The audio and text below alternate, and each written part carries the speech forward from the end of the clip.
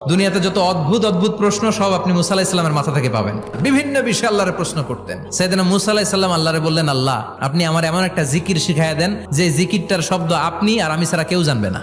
দিনে রাতে সব সময় এই জিকির আমি করব, আপনারে ডাকবো, কিন্তু শর্ত হলো এই জিকিরটা জানবে শুধু আপনি আর জানবো শুধু আমি। আল্লাহ বললেন, মুসা পড়ো লা ইলাহা ইল্লাল্লাহ। মুসা আলাইহিস সালাম কয়, মাবুদ এটা তো জাতীয় জিকির, সবাই জানে। আমি তো চাইছি এক্সেলেন্ট একটা জিকির, কারো কাছে নাই, শুধু আমি জানবো আর আমি পড়বো। আল্লাহ বললেন, মুসা এই লা ইলাহাকে যদি এক পাল্লায় রেখে দাও, তাম বিশ্ব, 7 আকাশ 7 জমিনটারে তুলে যদি তুমি আরেক পাল্লায় রেখে দাও, লা রাজাহাত কাফাতু লা ইলাহা ইল্লাল্লাহ, মুহূর্তের মধ্যে লা ইলাহার পাল্লা ভারী হয়ে যাবে। ও মুসা, তুমি যতই এক্সক্লুসিভ জিকির চাও, লা ইলাহার চেয়ে দামি জিকির আমার কাছে নাই।